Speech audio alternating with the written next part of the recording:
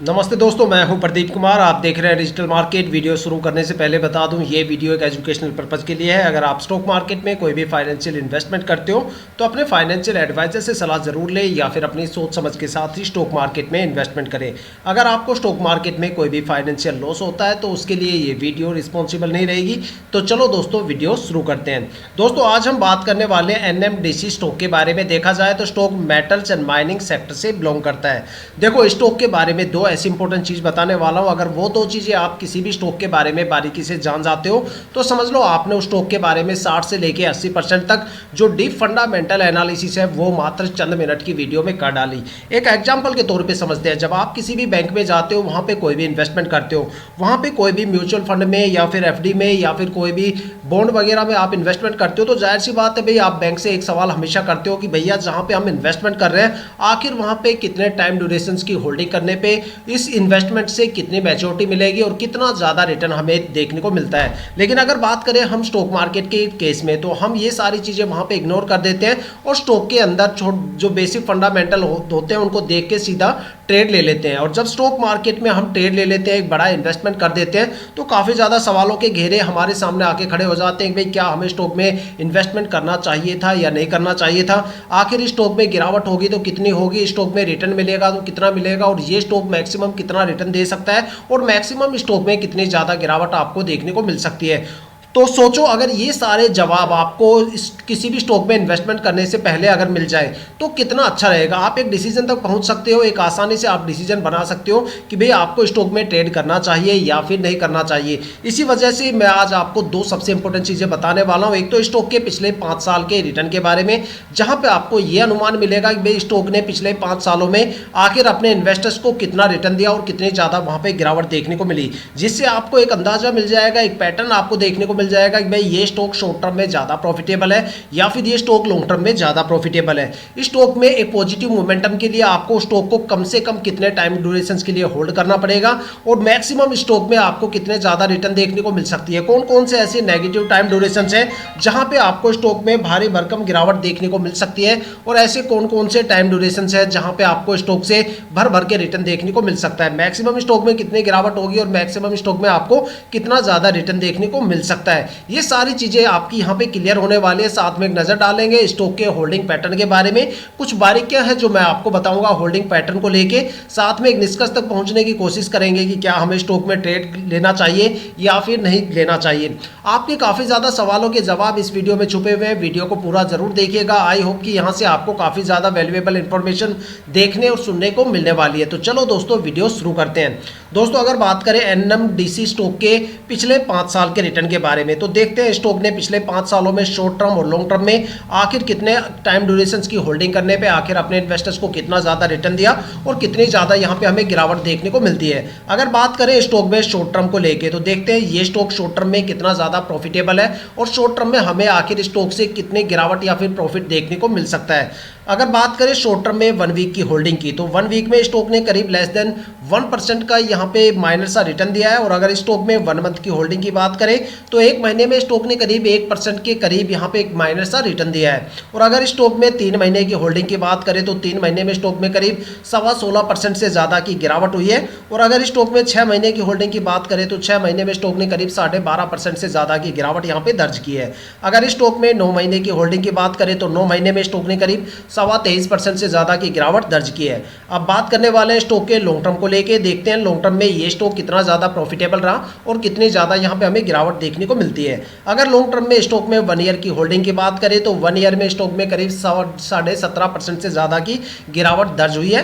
और अगर स्टॉक में 2 साल की होल्डिंग की बात करें तो 2 साल में स्टॉक ने करीब 69% से ज्यादा का रिटर्न दिया है। अगर स्टॉक में 3 साल की होल्डिंग की बात करें तो 3 साल में स्टॉक ने 84% से ज्यादा का रिटर्न दिया है। और अगर स्टॉक में 4 साल की होल्डिंग की बात करें तो 4 साल में स्टॉक ने करीब 140% से ज़्यादा का रिटर्न दिया है। देखा जाए तो 4 साल में स्टॉक ने अपने इन्वेस्टर्स का पैसा करीब 1.25 गुना से ज़्यादा करके दिया है।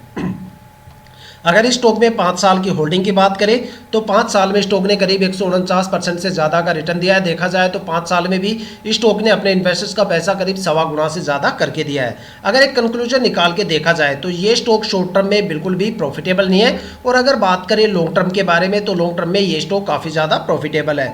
देखा जाए तो लॉन्ग टर्म में आप स्टॉक में जितने लंबे टाइम ड्यूरेशन के लिए होल्ड करोगे उतना अच्छा खासा भर भर के आपको स्टॉक से रिटर्न देखने को मिलेगा। अगर लॉन्ग टर्म के सबसे बेस्ट टाइम ड्यूरेशन की बात करें तो यहाँ पे 5 साल का टाइम ड्यूरेशन है, जहाँ पे स्टॉक ने करीब 149% से ज़्यादा का रिटर्न दिया है। अगर आप ये सोच रहे हो भाई स्टॉक में 1 महीने 2 महीने या 4-5 महीने हम होल्ड करेंगे और एक अच्छा खासा रिटर्न गेन करके स्टॉक से बाहर हो जाएंगे, तो भाई ऐसी गलती बिल्कुल भी मत करना, क्योंकि इतने टाइम ड्यूरेशन के लिए ये स्टॉक बिल्कुल भी प्रॉफिटेबल नहीं है।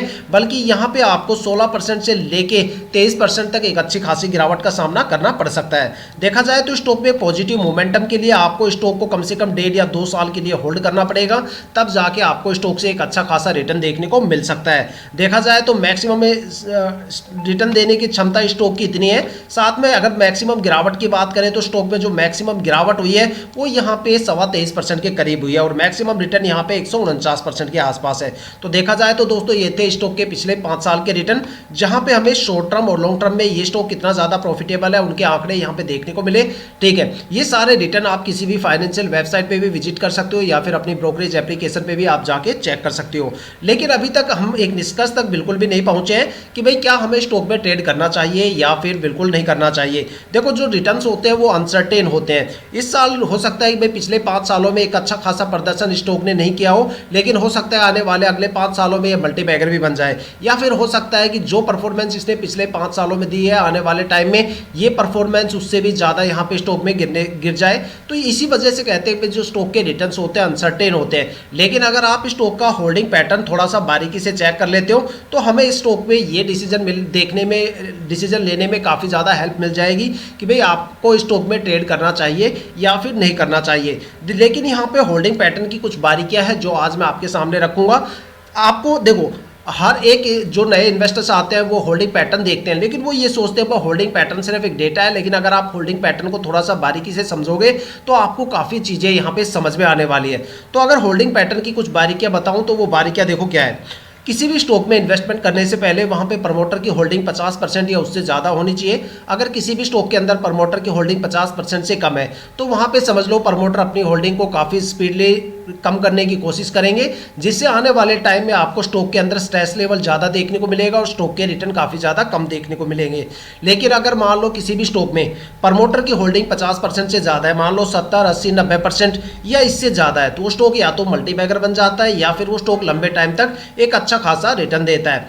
लेकिन अगर देखा जाए तो स्टॉक मार्केट में 2 सबसे ज़्यादा ट्रस्टवर्दी इन्वेस्टर्स होते हैं, जिसमें प्रमोटर और डीआईआई आते हैं, जो कंपनी के बारे में सबसे ज़्यादा इन्फॉर्मेशन रखते हैं और कंपनी के साथ काफ़ी लंबे टाइम तक चलते हैं, जो अपनी होल्डिंग को धीरे धीरे करके रिलीज करते हैं। लेकिन अगर देखा जाए तो स्टॉक मार्केट में 2 सबसे ज़्यादा पैनिक इन्वेस्टर्स की भी कैटेगरी है। अगर आपको ये लग रहा है कि मैं पब्लिक इन्वेस्टर्स को लेके यहाँ पे बात कर रहा हूँ तो फिर समझ लो आपकी जो फंडामेंटल एनालिसिस स्किल है वो आपको काफ़ी ज़्यादा हद तक इंप्रूव करने की ज़रूरत है, क्योंकि यहाँ पे स्टॉक मार्केट में जो सबसे ज़्यादा पैनिक इन्वेस्टर्स की कैटेगरी में आता है वो एफआईआई आता है। एफआईआई का मतलब होता है फॉरेन इंस्टीट्यूशनल इन्वेस्टर्स। वो इन्वेस्टर्स जो पब्लिक इन्वेस्टर्स से हमेशा 2 कदम आगे चलते हैं, वो डोमेस्टिक मार्केट के साथ साथ ग्लोबल मार्केट में भी इन्वेस्टमेंट करते हैं। जब उनको पता चलता है भाई ग्लोबल मार्केट में कोई बड़ी गिरावट होने वाली है, जियोपॉलिटिकल टेंशन चल रही है या फिर बड़ी गिरावट वहां पे जन्म ले चुकी है, तो वो यहाँ पे सबसे पहले बिकवाली करते हुए नजर आते हैं। जब वो बिकवाली करके निकल जाते हैं या फिर बिकवाली करते हैं, तब जाके पब्लिक इन्वेस्टर्स को समझ में आता है कि भाई एफआईआई बड़े लेवल पे बिकवाली कर रही है, तो हो सकता है कि इंटरनेशनल ग्लोबल मार्केट में कोई बड़ी गिरावट होने वाली है और यहाँ पे भी कोई बड़ी गिरावट का सिलसिला शुरू होने वाला है। तब जाके पब्लिक इन्वेस्टर्स पैनिक होना स्टार्ट करते हैं और एक बड़ा सेलिंग प्रेशर हमें देखने को मिलता है और एक बड़ी गिरावट वहां पे जन्म ले लेती है। इसलिए हमेशा कहा जाता है कि जिस स्टॉक में एफआईआई की होल्डिंग ज़्यादा होती है वहां पे आपको फ्लक्चुएशन भी ज़्यादा देखने को मिलेगा और टाइम आने पर आपको स्टॉक में गिरावट भी काफ़ी ज़्यादा देखने को मिलने वाली है। अगर आप कोई भी प्रैक्टिकल डेमोस्ट्रेशन चाहते हो तो कोई भी रैंडमली 20 स्टॉक कलेक्ट कीजिए और उसके 1 साल का एफआईआई का होल्डिंग पैटर्न चेक कीजिए। उसमें से आपको काफ़ी ज़्यादा स्टॉक ऐसे देखने को मिलेंगे जहां पे लास्ट ईयर एफआईआई की होल्डिंग 0% होती है और अगले साल तक आते आते वो होल्डिंग 10-15% से लेके 40-45% तक चली जाती है। और काफ़ी ज़्यादा स्टॉक आपको ऐसे भी देखने को मिलेंगे जहां पे लास्ट ईयर एफआईआई की होल्डिंग 10-15% से लेकर 40-45% तक होती है और अगले साल तक आते आते वो होल्डिंग 5-7% या फिर पूरी तरह से 0% हो जाती है। तो आप सोच सकते हो कि कितना बड़ा फ्लक्चुएशन हमें एफआईआई के डेटा के साथ देखने को मिलता है स्टॉक मार्केट में। इसीलिए जो स्टॉक मार्केट में 11:30 से लेकर 1:30 बजे के टाइम में सबसे ज़्यादा फ्लक्चुएशन हमें देखने को मिलता है वो डीआईआई की वजह से होता है, क्योंकि उस टाइम काफ़ी ज़्यादा मार्केट के प्री सेशन, पोस्ट सेशन और काफ़ी ज़्यादा मार्केट वहाँ पे एक्टिव रहती है, ग्लोबल मार्केट एक्टिव रहती है, जिसकी वजह से एफआईआई की एक्टिविटी हमें सबसे ज़्यादा देखने को मिलती है। इसीलिए हमेशा कहा जाता है किसी भी स्टॉक में इन्वेस्टमेंट करने से पहले प्रमोटर की होल्डिंग ज़्यादा से ज़्यादा देखो और एफआईआई की होल्डिंग कम से कम देखो। उस स्टॉक से आप एक अच्छा खासा रिटर्न मार्केट से गेन कर सकते हो। अब दोस्तों बात करने वाले हैं स्टॉक के होल्डिंग पैटर्न के बारे में। देखते हैं स्टॉक का होल्डिंग पैटर्न क्या बोलता है, आखिर स्टॉक के होल्डिंग पैटर्न के पिटारे से क्या निकल के आता है। अगर स्टॉक में होल्डिंग पैटर्न में प्रमोटर की होल्डिंग की बात करें तो यहाँ पे लास्ट ईयर जो प्रमोटर की होल्डिंग थी वो 60% से ज़्यादा थी, मतलब 60.79% के करीब थी, जो इस साल भी यहाँ पे सेम है। देखा जाए तो यहाँ पे प्रमोटर की होल्डिंग में हमें कोई भी चेंजेस देखने को नहीं मिलता। क्वार्टर टू क्वार्टर प्रमोटर ने यहाँ पे अपनी होल्डिंग में कोई भी चेंजेस नहीं किया। तो यहाँ पे हमारे 2 पॉइंट क्लियर हो जाते हैं। सबसे पहला पॉइंट कि भाई प्रमोटर की होल्डिंग यहाँ पे 50% से ज़्यादा है, और दूसरा लगातार प्रमोटर की होल्डिंग में कोई भी चेंजेस हमें देखने को नहीं मिल रहा। इसका मतलब है कि प्रमोटर स्टॉक के साथ काफी लंबे टाइम तक चलने वाले हैं और स्टॉक में एक अच्छा खासा रिटर्न हमें देखने को मिलने वाला है। अगर बात की जाए दूसरे सबसे ज्यादा ट्रस्टवर्दी इन्वेस्टर डीआईआई की होल्डिंग के बारे में, तो डीआईआई की होल्डिंग पिछले साल 17.09% थी, जो इस साल घट के 14.47% हो गई है। तो देखा जाए तो डीआईआई की होल्डिंग में एक बड़ी गिरावट हमें देखने को मिलती है। काफी मतलब यहाँ पे गिरावट हुई है। क्वार्टर टू क्वार्टर देखा जाए तो इस साल 17 पॉइंट से गिर के यहाँ पे करीब 14.5% के करीब यहाँ पे डीआईआई की होल्डिंग आ गई है। और अगर स्टॉक मार्केट में दो सबसे ज़्यादा पैनिक इन्वेस्टर्स की कैटेगरी की बात करें तो यहाँ पे अगर एफआईआई की होल्डिंग की बात करें तो देखो यहाँ पे आपको डाटा क्लियर देखने को मिलेगा। अगर एफआईआई जो कि सबसे ज़्यादा पैनिक इन्वेस्टर्स की कैटेगरी में आती है, अगर इसकी होल्डिंग की बात करें तो लास्ट ईयर यहाँ पे एफआईआई की होल्डिंग 0% थी, जो इस साल तक आते आते अचानक 12.12% बढ़ गई है। देखा जाए तो 0 से सीधा 12% हो गई है। तो इस वजह से हम कह सकते हैं कि एफआईआई के डेटा में हमें बड़ा फ्लक्चुएशन देखने को मिलता है किसी भी स्टॉक में। और अगर यहाँ पे पब्लिक इन्वेस्टर्स की होल्डिंग की बात करें तो पब्लिक इन्वेस्टर्स यहाँ पे पिछले साल 9.63% थे, जो इस साल बढ़ के 10.5% हो गए। तो आप देख सकते हो क्लियरली। देखो हालांकि देखा जाए तो पब्लिक इन्वेस्टर्स का रेशियो काफी अच्छा है और यहाँ पे पब्लिक इन्वेस्टर्स बिल्कुल भी पैनिक नहीं है, क्योंकि पब्लिक इन्वेस्टर्स की जो होल्डिंग है उनमें आपको बहुत ही कम ज्यादा डिफरेंस यहाँ पे देखने को मिलता है। लेकिन एफआईआई की होल्डिंग में 0 से सीधा स्टॉक यहाँ पे होल्डिंग 12% हो जाना, ये काफी बड़ा फ्लक्चुएशन है। सोचो आज 12% है और आने वाले टाइम अगले साल तक क्या पता ये होल्डिंग फिर 0% हो जाए, सीधा 12% तो स्टॉक वैसे ही गिर गया। ठीक है, तो इतनी बड़ी गिरावट हमें यहाँ पे देखने को मिल सकती है। तो इस वजह से देखा जाए तो स्टॉक में हमें कुछ नेगेटिव पॉइंट देखने को मिलते हैं। सबसे पहले अगर पॉजिटिव पॉइंट की बात करें तो पॉजिटिव पॉइंट ये है कि भाई प्रमोटर की होल्डिंग 50% से ज्यादा है। प्रमोटर अपनी होल्डिंग को लगातार मेंटेन करके चल रहे हैं। देखा जाए तो डीआईआई की होल्डिंग में यहाँ पे गिरावट है, जो कि एक नेगेटिव पॉइंट हमें देखने को मिलता है। एफआईआई की होल्डिंग की बात करें तो एफआईआई की होल्डिंग भी काफी ज्यादा हो गई, जहां पे एक बड़ा फ्लक्चुएशन हमें देखने को मिल सकता है। तो 2 नेगेटिव पॉइंट ये है, साथ में 2 पॉजिटिव पॉइंट ये है। और साथ में अगर पब्लिक इन्वेस्टर्स की होल्डिंग की बात करें तो यहाँ पे लगातार इंक्रीमेंट हमें देखने को मिला है पब्लिक इन्वेस्टर्स की होल्डिंग में, जो एक हमें अगर इसका रेशियो भी देखा जाए तो रेशियो काफी अच्छा है। तो दोस्तों अब देखा जाए तो स्टॉक के पिछले 5 साल के रिटर्न मैंने आपको बता दिए। स्टॉक होल्डिंग का जो शेयर होल्डिंग का जो पैटर्न होता है उसकी बारीकियां क्या होती है उसके बारे में मैंने आपको समझा दिया। साथ में होल्डिंग पैटर्न का डेटा आपके सामने है, साथ में पिछले साल का डेटा आपके सामने है। सारे कंपैरिजन मैंने करवा दिया। अब डिसीजन आपका है कि भाई आपको स्टॉक में ट्रेड करना चाहिए या फिर नहीं करना चाहिए। आपकी क्या राय है हमें कमेंट करके जरूर बताइएगा, ताकि जो भी नए इन्वेस्टर्स यहाँ पे वीडियो पे आए तो उनको यहाँ पे डिसीजन मेकिंग में कोई यहाँ पे काफ़ी ज़्यादा हेल्प मिल पाए। तो दोस्तों ये थी अब तक की सबसे लेटेस्ट इन्फॉर्मेशन एनएमडीसी स्टॉक के होल्डिंग पैटर्न को लेके, साथ में स्टॉक के पिछले 5 साल के रिटर्न को लेके। अगर आपके माइंड में कोई भी ऐसा स्टॉक है जिसमें आप इन्वेस्टमेंट करने की सोच रहे हो या फिर आपने उस स्टॉक में इन्वेस्टमेंट कर दिया है और आपको स्टॉक के रिटर्न के बारे में बिल्कुल नहीं पता, तो आप हमें कमेंट करके अपने स्टॉक का नाम बताइए। हम आने वाली वीडियो में आपके स्टॉक को जरूर कवर करेंगे। अगर आप इस वीडियो या चैनल पे बिल्कुल नए हो तो चैनल को सब्सक्राइब जरूर कीजिएगा, ताकि हम जितने भी डीपली एनालिसिस करके आप लोगों के लिए वीडियो लेके आते हैं उसकी नोटिफिकेशन आप तक सबसे पहले पहुंचे, ताकि आप स्टॉक मार्केट के हर पहलू से रूबरू रहें, अपने आप को अपडेट और अपग्रेड करते रहें। इसी के साथ ये वीडियो समाप्त करते हैं, मिलते हैं नेक्स्ट वीडियो के साथ।